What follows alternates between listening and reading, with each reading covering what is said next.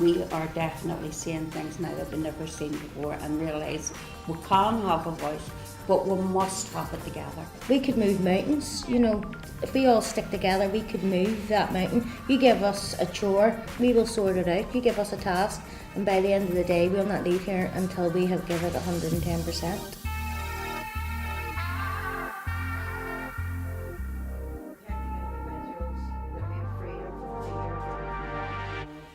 Whenever the government say that the local community groups, as in like Protestant and Catholic groups, are coming together and wanting the same thing, it's grassroots then it's coming from.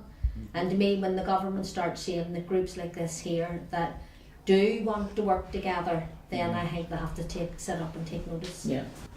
Would you guys still think there would be barriers to women's voices being heard in this community? Oh yeah, Yes. 100%. What would it be? They just don't listen.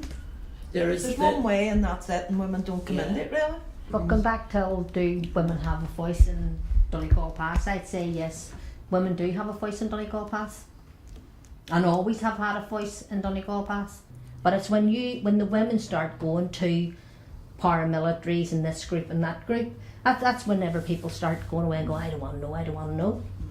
So you take your own voice away then, I think. I would like to see the women in this group getting is more assertive and challenging more things. But that's not to say that we weren't, before the programme, that we weren't, assertive enough to do that.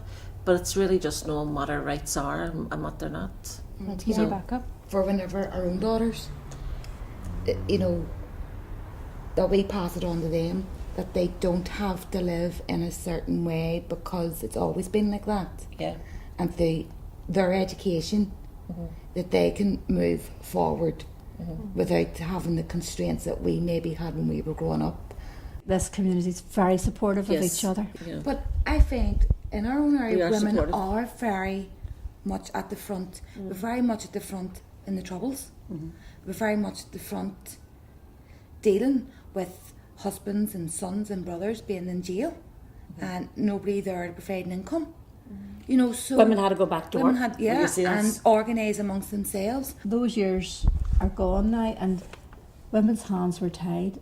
Their men might have been in prison, and they were too busy around their kids, trying to keep them out of danger, because we were moving on with the peace process. I think the more we network with other women's groups, the better it is for us, because we hear other people's stories.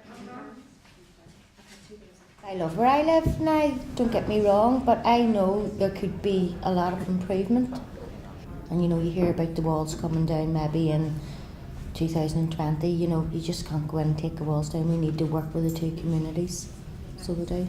And there is small work being done, what I'm a part of, but you need on a bigger scale, like big time, because people have been hemmed in for all them years. Now, in this group, people ask us, what can we bring to the table? This is the first thing about this group that I have noticed, that irrespective of what our skills are, I was going to say we're just all women. We are all women. We're all very strong, but we all have something to bring to the table.